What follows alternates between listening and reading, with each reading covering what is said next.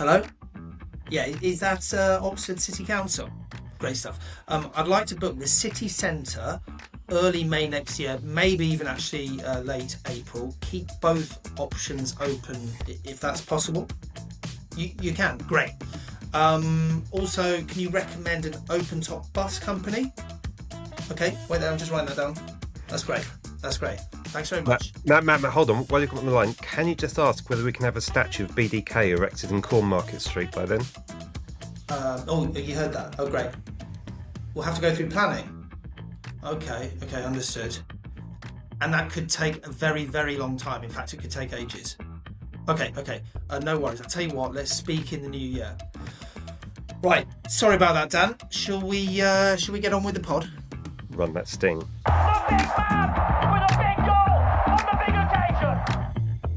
Yes, welcome to episode 5 of series 2 of the You Are My Oxford podcast. We're not going to get too overexcited just yet, are we? Episode. After all, it was only a dominant win at third place and previously unbeaten Bristol City. Dan, what we got coming up today? I thought we might chat about Sunday's win, actually. It's probably a good idea, to be fair. Also, Theo wants to come on and talk about Brian, the sheer smacker's influence on the team. We're also going to ask where that ranks in our best ever win since returning to the Championship. I believe, Matt, you're going to get nostalgic this week. You've picked a great match from our past. Oh, it's a proper one. Hopefully it's one that kind of people might remember. If they don't remember it or have never heard about it, it's an absolute classic. A game that I was there. I was in the ground. I wasn't in the away end. I was in the home end. That's giving something away. But I'm really looking forward to speaking about it. And in particular, an absolute special one-off game-winning performance. And for a change, you'll like this. I'm going to set a quiz. And given our next game is obviously is on Saturday and it's against Sheffield United, and that means obviously it's against Chris Wilder, I'm going to set you a bit of a Chris Wilder quiz. How does that sound? Can you name Chris Wilder's starting 11 in his last ever game as Oxford United manager? So I want kind of 1 to 11, the starting 11. In Chris Wilder's final ever game as Oxford United manager. And then I'm going to give you a bonus point or bonus points for the 2 subs that came on that day. And I'll not even give you bonus points, I'll give you double bonus points. So just to give you a teaser and a little starter, and to hopefully help you out, because it might kind of rack your brains if you were there. Oxford United were at home that day. I remember the game. They were played against Torquay? Correct. And it was a winter game. Can you remember kind of what month it was? What time of year? Winter. Yeah, winter.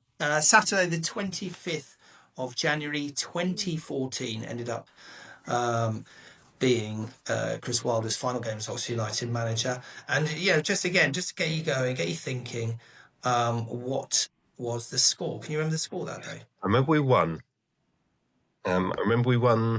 Quite narrowly. All I remember afterwards was I was listening to Wasn't It the Game, or whatever it's called in those days, and Jerome knew something was up.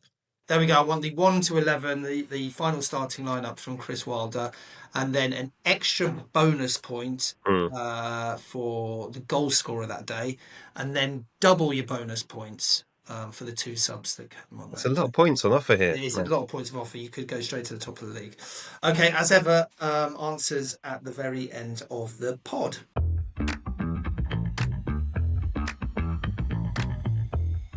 Well, let's get on with the good news then. Those early reports, the doomsayers, i.e. Dan and I, got it very wrong that this is going to be a very, very long season.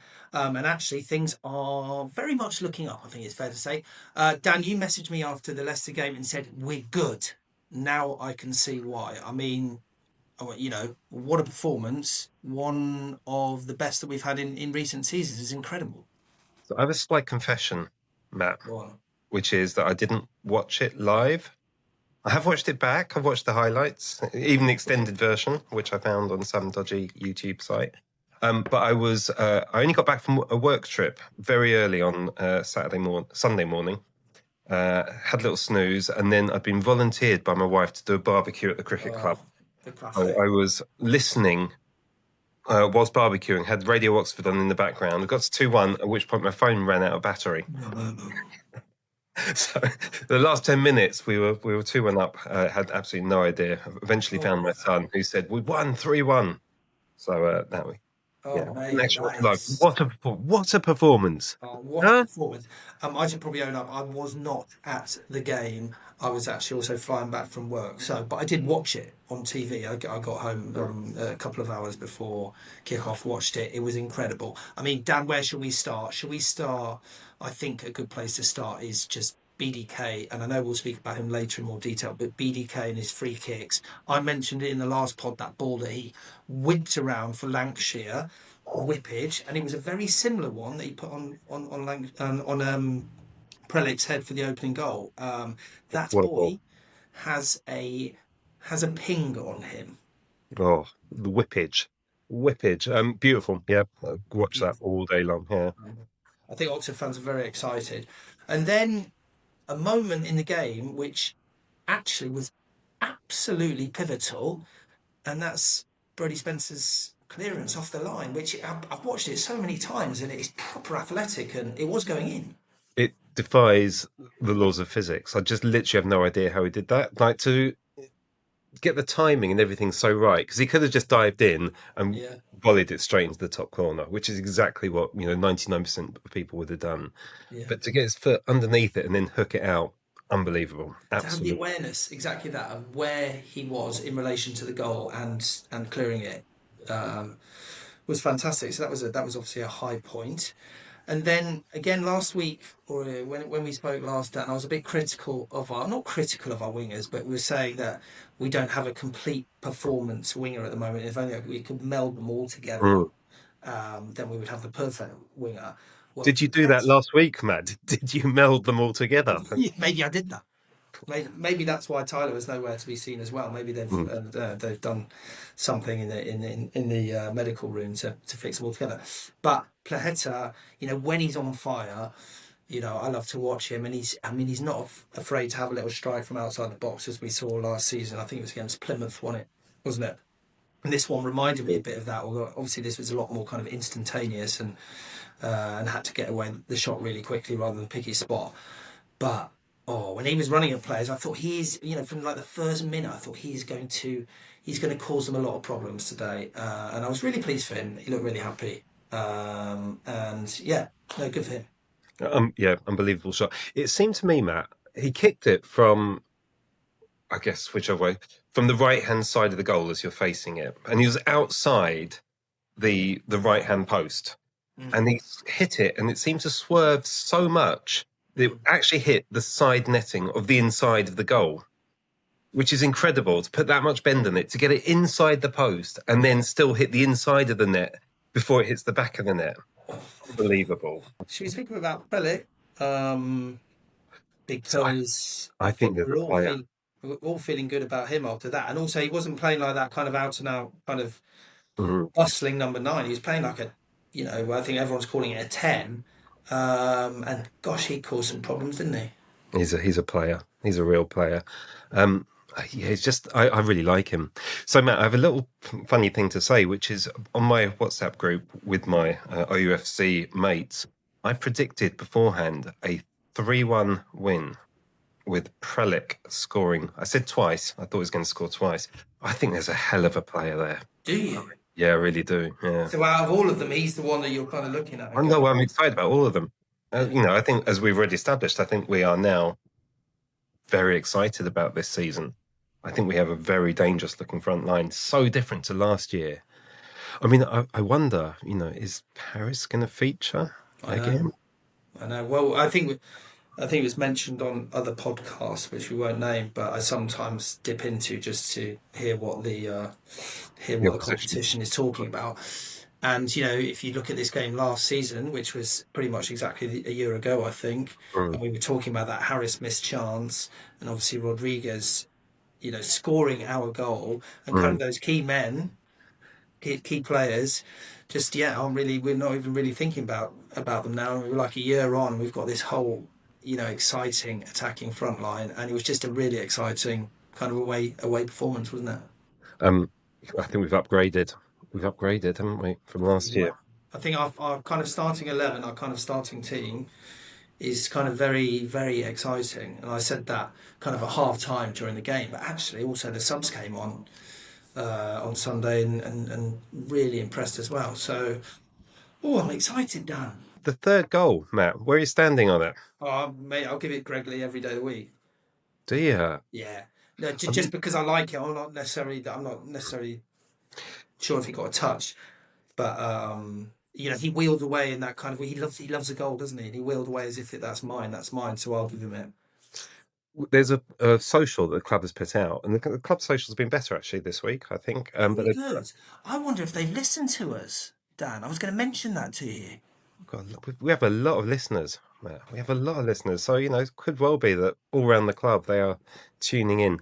If There's if one. you are from the Oxford United Mm. social team and you have listened in and our words did get listened to, please let us know. We won't let listeners know, but it would just be nice for us to know. There's one angle of the third goal, and it's one their own filming. It's not a Sky filming, and just as it goes over Greg Lee's head, you can hear a little flick, like snickometer in the cricket, Snicker. little snicko. So I reckon he did just get a little touch on it, but I also think as well, right, it's one of those goals that is a perfect goal just to split in two, have half each, because if it Oh, wasn't for the great ball in, right, Greg Lee wouldn't have got there, right, and it wouldn't have gone in. But if it wasn't for Greg Lee's run across, the keeper would have saved it. So it is literally a half and half. Just split it, half a goal I'm each. writing an email to FIFA now to try and change the rules. Wouldn't it be great if like players ended the season with like 21 and a half goals and Yeah, stuff? exactly. That'd be Because great. that is the perfect case of a goal Yeah. that should be split in two. It So reminds me, Matt, of my only goal for Raging Fever, which was the fans' football team. Now, honestly, right, it probably wasn't my goal, but I'd set up this team and I played about 10 or 11 games with them, never scored. And it's about my last ever game because I knew I was going to retire shortly. And somebody took a corner. I was at the near post and the corner was scuffed. And I went for a little flick, like, when it's through the leg flicks. And there was a defender behind me. He was so put off by my extravagant flick that it hit his leg and went into the bottom corner. Now, obviously, I have to claim that, half a right? goal. Half a goal right there, mate. And that would have been my only goal for Raging Fever. So I'm claiming it. If it wasn't for my extravagant attempted flick, which I may or may not have got a little brush on. Mate, I'll give you half a goal for that. Thanks very much. I shall FIFA. And you adjust the record. Dear Arsene Wenger. So we obviously got a bit overexcited at the very top of this show this week, but I must admit, Dan, on Mm, Monday morning, the first Google search that I did was mm. promotion odds, Oxford United. Go on, hit me, hit me. So you can still get us at 200 to 1. Is that what promotion or champions Promotion. That's promotion. via the playoffs or playoffs? Yeah, that's just promotion. I mean, So it's probably worth a tenner, isn't it? I don't think there's an outstanding team this year. Well, yeah. If you look at My, some of the teams that came down as well, they're struggling slightly. So yeah, it's interesting. when we briefly were messaging earlier on, we did vaguely mention this, and I was a little concerned that if we are doing that well, let's say we get to January and we're in with a sniff, then it's because some of our new players are literally like tearing it up. And I would worry at that point that somebody's going to come in and steal BDK for us for a huge amount of money. Do you not think that would be an end of season thing rather than a January thing? We'd have to do very, very well between now Mm. and then. Yeah, hopefully. Hopefully. Hopefully. Hopefully. I think it's worth a couple of quid. I'm not a gambling man, but yeah, you could, I should have done it before Bristol, but I didn't quite have the balls.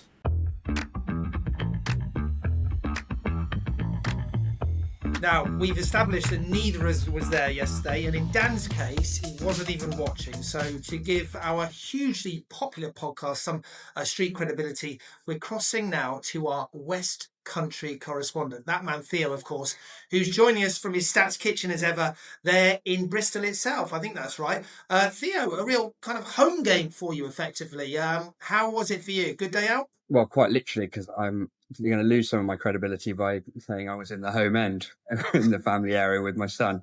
But great day out, met loads of yellows at, this is so Bristol, it's perfect, at a pirate festival on the harbour. Just really, really kicking into the stereotypes of the Southwest. Some nice beer, some nice food, bit of shanties, and then a fantastic 3 points. Now, Theo, you want to talk specifically about BDK. We have saved this for you. We only mentioned him a little bit earlier. The Sky commentator was comparing his free kicks to Kevin De Bruyne. Is that harsh on Brian, do you think? Well, you joke, but I think there is someone who might actually have to make a decision about who's taking free kicks. And this is my 2026 prediction. De Keersmacher to go and play at the World Cup. Now, I was looking at the Belgian squad. Obviously, you've got De Bruyne in there. You've got Tielemans at Villa. You've got Onana also at Villa, both fantastic Premier League players. But below that, you've got a Rangers midfielder and 2 midfielders who play in Belgium. Now, are we honestly saying the Championship's not on a par or above the standard of those leagues? Could he make it? Oh, I love this. I love this, Theo. I think he could. I think if he keeps going like this, how could he not be considered? We could have an Oxford United player at a World Cup to follow. So I also looked up. I don't think we've ever had Oxford United current player to World Cup. I think we've had 4 or possibly 5 who've gone on to play. Can you name any of them? 4 or 5 who've gone on to play at a World Cup. Yeah, played for Oxford and then gone on to play afterwards. Renzi. Andre Renzi played 11 times for Oxford and in the 2002 World Cup for South Africa. Houghton. Yeah, played at 1990 and 94. And John Aldridge, because he was on the touchline ranting at a linesman. Exactly. Then there's a goalkeeper who actually won the last World Cup. There's Emi Martinez. And I've got Mark Wright down as well. Mark Wright, of course. Yeah. So there we go. Could he be the first current Oxford player to play at the World Cup? There's my prediction. Look, we don't need the stats to tell you how brilliant he was on Sunday. He was everywhere. He obviously got 2 assists, maybe a goal, still not sure. But you flick through his numbers and he's just exceptional for such an all-rounded, brilliant midfielder. His passing, his tackling, interceptions, he's leading on almost all of those statistics in the match. And actually, when you look on over the course of the whole season, he's as good as it gets in the Championship for all of those things, rating in the top 10% for pass accuracy, chances created, cross accuracy, tackles won, interceptions, recoveries. And he's an exceptional find. And we're very lucky to have him. The kind of surprising stats you want to bring up from Sunday? Well, I kind of have to mention Sam Long as a wonderful stand-in again, always ever reliable. It seems to be getting better and better. So good. He had the most shots of anyone on the pitch, joint with Will Lancashire. None of them on target.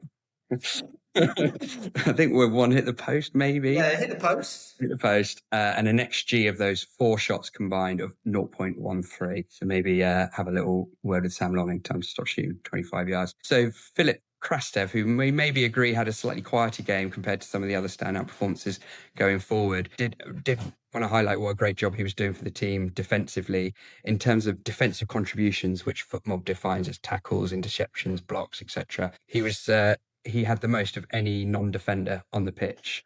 So really playing an important role in sort of this solid away performance that we saw. And just like we obviously we all feel quite optimistic about what we saw on Sunday, but we can make a comparison about this away win to Millwall and Sheffield Wednesday that we had last season. And it's just night and day, the comparison between these 2 games or 3 games. This on Sunday we just basically dominated every statistic: XG, shots on target, passes in the opposition's half. And take those Millwall and Sheffield Wednesday games, and we were basically just holding on, and the other team had all of the ball And they were scrappy away 1-0 wins, whereas this was fully deserved. Theo, you sent us a great stat in the group as well, comparing this season to last season. Why don't you tell our amazing audience what that stat was? Yeah, so the context of it was, how our attackers, especially Romney, did last season and how they might fit in with all these fantastic new attacking players we seem to have. And I was trying to be positive about, especially Romney when he comes back and what he can do.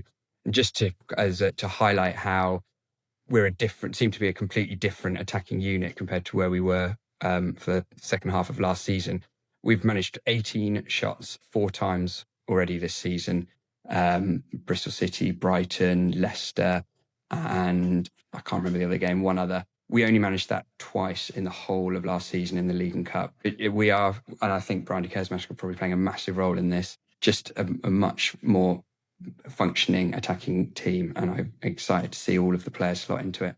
Forget the kind of Gary Rowett pragmatic approach. It does seem like we've now got the players who can actually go and play a bit more of an expansive kind of football this season, and it's exciting.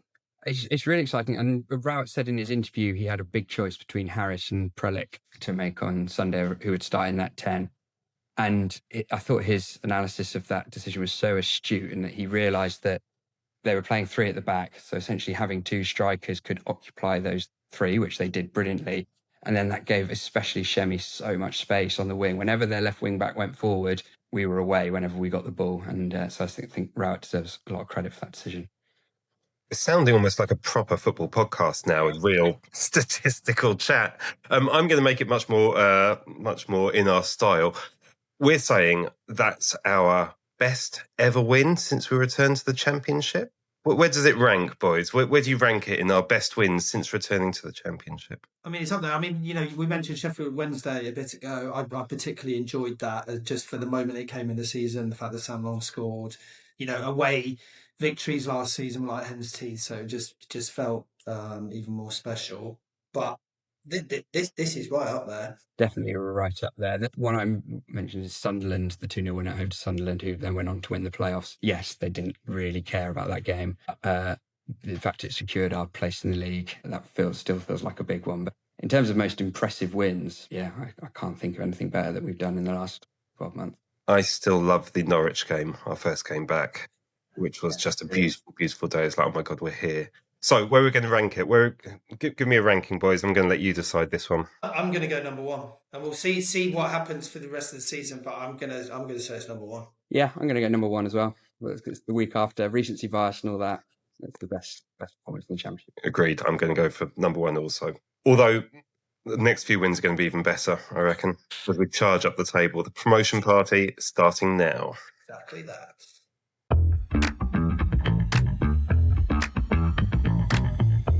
So I'd also like to talk about one other player, and I am absolutely loving Will Lancashire at the moment. What an asset. I want to talk about him because he's just been absolutely phenomenal and just what we needed. Matt, if there's anybody I want to talk to about strikers, it's you.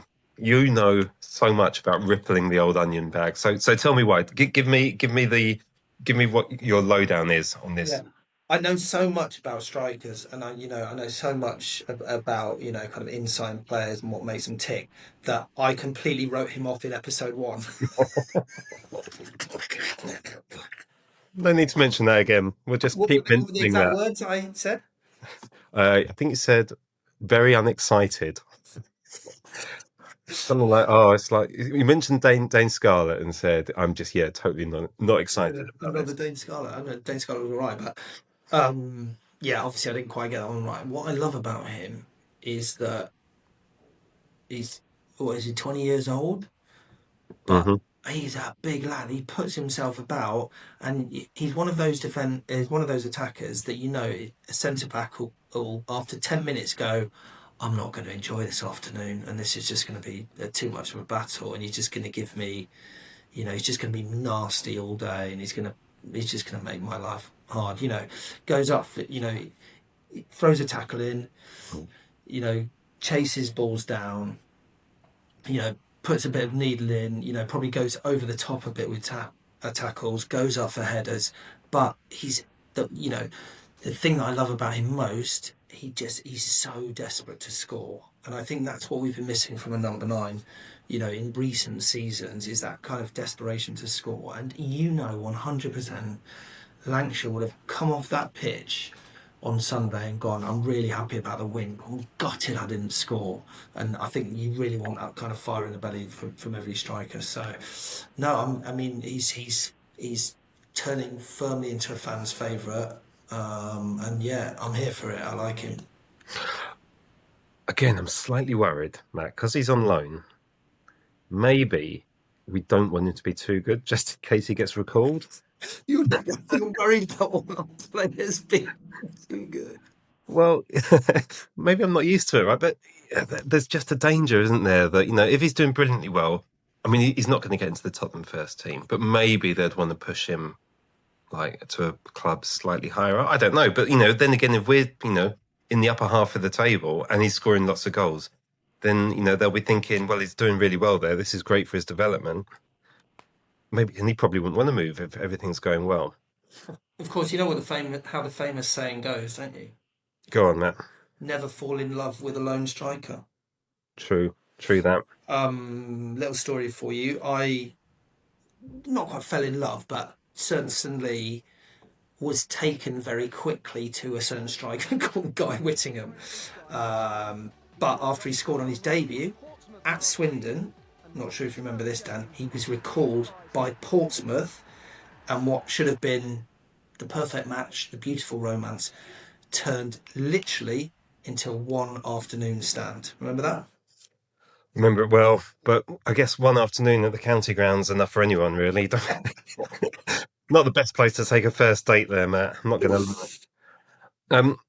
I guess we never know how that would have worked out. I mean, I was fascinated when we signed him because he was just this guy who was an absolute goal monster. And I was amazed when we got him because we were really struggling that season. And he was just the perfect signing for us, and then scored, and then he was recalled by Pompey, as you say. Two of our best ever strikers joined on loan initially. Who am I thinking of, Matt? Trevor Aylock? Nearly, yeah, nearly. Jamie Guy? Try again, yeah. Oh, okay. Two of our best You're ever. throwing this one at me. I have thrown it. Strikers. Okay. Constable joined on loan for his first season. Yes. And one other, did you say? One other.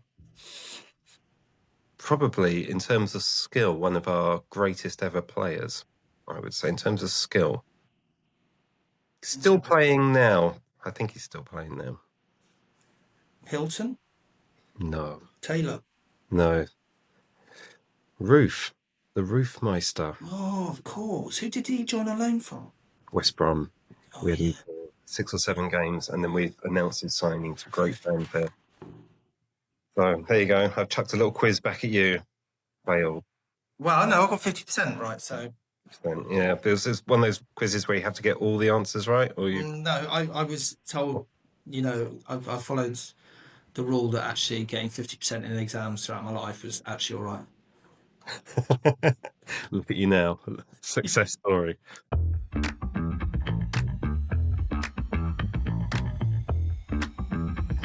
Now, Dan, we love a little dip into YouTube nostalgia, don't we? We do, Matt, and so do our listeners, actually, because our last episode, which was a deep dive into YouTube, is our most watched and listened to ever, which is really exciting. You, though, Matt, missed out on some of that because you were sunning yourself and at pool parties in Corfu. I was. So I'm going to give you a little chance this week, Matt, to dig out a little piece of your favourite nostalgia. Go on. Okay. Dan, I want to talk to you about the greatest ever goalkeeping performance ever in the history of football. And not only is it the greatest ever goalkeeping performance in the history of football, it happened in an Oxford United shirt and it happened on live TV. I want to take you back to 1992-93. I want to take you to Derby away, Oxford away at Derby. Now, this was in the days of the Central TV live game on a Sunday, which... some of our younger listeners will probably find it hard to believe that we had games on kind of ITV on a Sunday afternoon. Some of our older listeners will remember that very well. We weren't on that often. We often didn't do great. But this day, we were also not great, but for one performance. So at the time, Brian Horton was manager, and we were a bit rubbish. We weren't the greatest, and we were going away to Derby and expecting to frankly get spanked. And we didn't, for some reason, I can't remember exactly why, we didn't have a very solid goalkeeper setup. I'm not sure if we'd had keepers on poor run of form, if we had a few injuries. But anyway, our manager, Brian Horton, took a bit of a punt on a goalkeeper called Paul Reece, who no one had ever heard of. And when Oxford United dug into who this chap was, we found out that he was recently released by Grimsby Town, I think it was. And so it didn't fill us with a lot of confidence. Anyway, I went to this game, Derby away, not in the away end, but in the home end, because I have a lot of family in that area of the country, in the East Midlands, and so I have quite a few friends who are Derby fans. So my mate said, "Do you want to come in the home end with us?" And I was like, "Yeah, well, listen, we're going to get absolutely spanked anyway. It's fine to go in the Derby end, and there won't be a lot to celebrate anyway." Kickoff happened, and Derby literally spent 90 minutes throwing absolutely everything at us. And this chap called Paul Reece stopped absolutely everything. This was the Derby team of Gabby Adini's, your Paul Kitsons, your Tommy Johnsons. I think even Craig Short was in that team, actually. Paul Simpson as well. Paul Simpson. Yeah, Simo was in that, and they threw absolutely everything. And when I say absolutely everything, I think Derby must have had about 30 shots on Reece stopped everything. So, with about 12, 13 minutes left, I thought, you know what, we could be in for a point here. I'll go one better on that. Jim Magilton, I think pretty much our first corner of the game, chips one in, it gets headed out. Johnny Durnin on the volley, 1-0 to Oxford United, 11 minutes left. The greatest robbery ever caught on camera. Derby fans around me could not believe it. I couldn't believe it. All down to that man, Paul Reece. And it was only after that I learned he was from Nottingham. So imagine how he must have felt putting in a performance like that against Derby. And this story has one step further, because years and years later, I met Paul Reece on a night out in the East Midlands. True story. I went, "Are you Paul Reece?" He goes, "Yeah, I am." He goes, "Derby away." That's all I said to him, and he just laughed and laughed. Paul Reece, absolute legend. Go and see. Dan's just been playing some shots there. Go and see this game out on YouTube. Honestly, about 25, 30 very good, decent saves. Absolute world beater. Really funny you mentioned that game, Matt, because I was living in London. We had a different match because on Sunday afternoons they showed a different game, depending which region you're in. And we had it's always Millwall. For some reason, they loved Millwall at the time. But at the end of the Millwall game, they cut to like the Oxford game, and they said, "So yeah, the other game that's happened today has been at the baseball ground." They show this kind of string of incredible saves, and obviously this is before like social media. So me and my brother had no idea like what had happened. We'd just seen on CFAX that we were 1-0 up. And we were watching it, and we're like, "Oh my god, this is incredible! It's incredible! It's incredible!" And then obviously there's the smash and grab, as you rightly said at the end. And it's just an unbelievable string of saves. And they cut back to Ian St John in the studio afterwards. He said, "Bloody hell, right? That was a bloody great selection of saves." That's my Scottish accent for you there. Yeah. And I think Paul Reece went on a little run of just continuing to have a good few games, but his Oxford career didn't last too much longer. He had an amazing game at the end of that season away at Watford, where again he saved absolutely everything, and we did a smash and grab. He was also, Matt, maybe when you met him in the nightclub, he was either quite a well-known DJ or he was dating a very well-known DJ, I think. He was quite a good-looking chap, wasn't he? He was a good-looking chap. You can tell that he spent quite a long time in nightclubs and bars.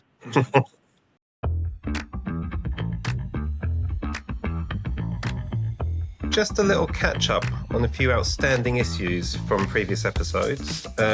Firstly, a quick delve into our socials, where our video about Phil Trainor's free kick at Rushton has now been watched by over 17,000 people on all platforms. Are you joking? Are you telling me Phil Trainor's gone viral? Phil Trainor's absolutely thrilled about that, Dan. He's quite a hard-looking fella, so I hope he hasn't spotted it and is tracking us down. Yeah, 17,000. So, yeah, probably. I mean, how many people would have been at the game? 2 or 3,000. So it's amazing. It's had this second lease of life. Those who watched episode 3 of season 2 on YouTube will have noticed that I totally forgot to edit in Andy Hill's photo of his John Aldridge match-worn signed 1984 Spool shirt. So on at the Leicester game, he chased me down and made me take some photos of it. Let me see if I can play this for you now. Here you go, mate. Here are the photos. Here are the photos. That is the shirt in question. You can see that as in the concourse of the East Stand. That's the John Aldridge signature on his shirt. Wow. Look at that. That's a real beauty. Now, the amazing thing about it, Matt, is how bloody small it is, because that lad modelling it there is called Reggie, who's a big fan of the show. He is 10 years old, and it's quite a good fit on him. And it hasn't shrunk or anything. Yeah, I agree. And I guess it's lucky you didn't try on. Thanks very much. Thanks very much to Reggie for modelling that. He said he's a big fan of the show. He said, please, can it be in the show? And I've said, well, I'm happy to use these photos on the condition that he plays our YouTube recording on repeat overnight, makes all his mates do the same thing. So that'll be good for our stats. Keep clicking, keep refreshing. But I love that. I absolutely love that, Reggie. And actually, that shirt looks decidedly yellow for considering how old it is. So it was a beautiful thing. Thank you very much, Andy Hill, for tracking me down. Finally, Matt. Go on. I hope you have good legal representation. Go on. This is a total surprise to me. I had a message from someone the other day. Someone whose name we mention quite regularly in the podcast. And I absolutely 100% swear this is true. Which one of you is Matt Goodrick? I hear you keep talking about me in your silly podcast. I'm telling you, you'd better be saying nice things about me, or you'll be hearing from my attorneys. I won't have the good name of John Narbert mentioned in your podcast unless you let me come on the next show to talk about my prolific career with Hereford and how Oxford completely underused me. Matt, I'll be waiting your reply. Wait a minute. That's AI. That's you've put that into ChatGPT, John Narbert AI. That is 100%. Are you kidding me? That is 100% John Narbert. John Narbert, we can now safely call him a friend of the podcast. We've given him enough mentions. Do you want the full story? Go on. Well, funnily enough, after we mentioned him, you know how social media listens to you. One of my Facebook recommendations as a friend came up, John Narbert. I thought, well, I can't possibly not befriend him. So I messaged him and I said, would you mind considering coming onto our podcast at some point? And I was going to do it like this week, but obviously then we rushed out this podcast in light of our amazing win. So I got him to record a little message for you. That is John Narbert. We are going to have to get him on properly at some point. 100%. I would love to chat to him. I'd be slightly scared, but I'd love to chat to him. That is honestly one of the most incredible things. I'm a bit speechless, to be perfectly honest. I knew that'd be a little surprise. John Narbert, yeah, friend now of the pod. You're going to have to get Colin Greenall on for us, Matt. Double. That's the challenge. If you get Colin Greenall on, that's you win.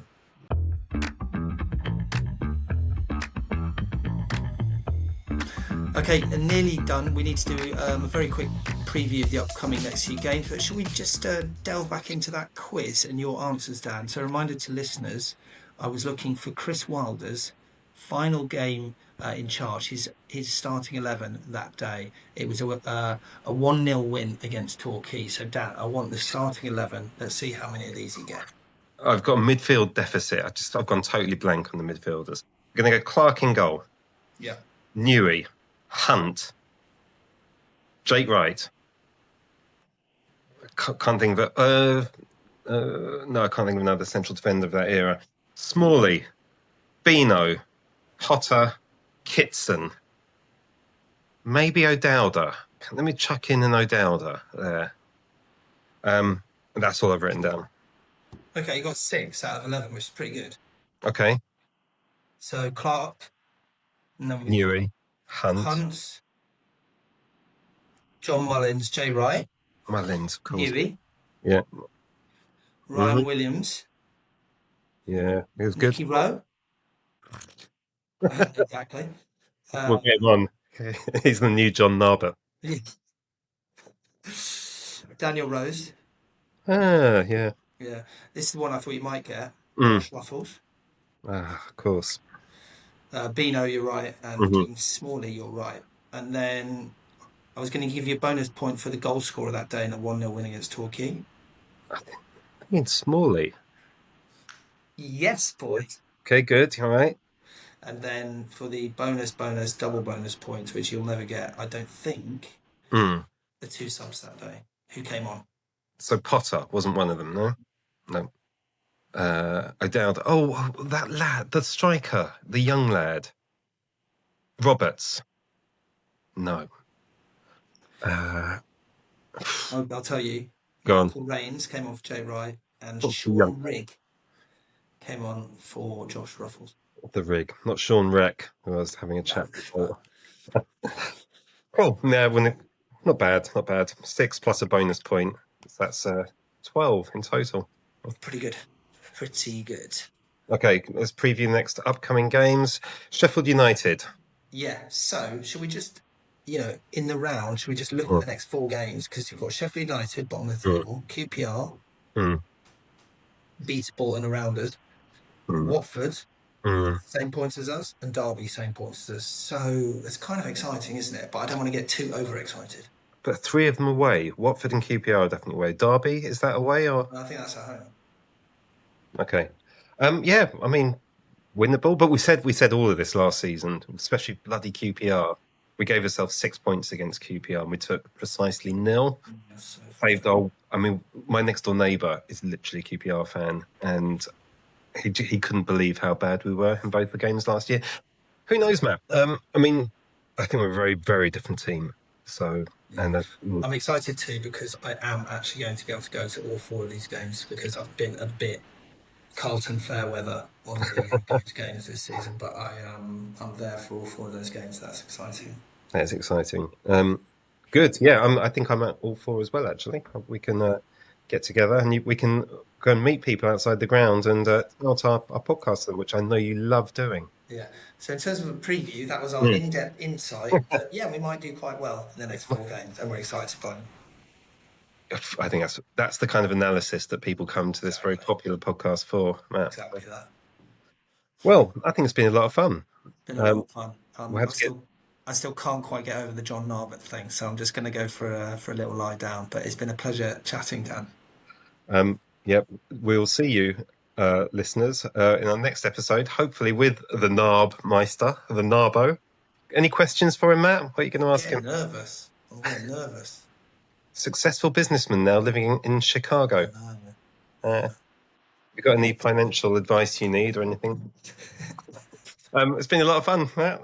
Thanks for doing it, and I'll see you on Saturday. Thanks for listening, listeners. See you Saturday. Thanks for listening all, and see you next time.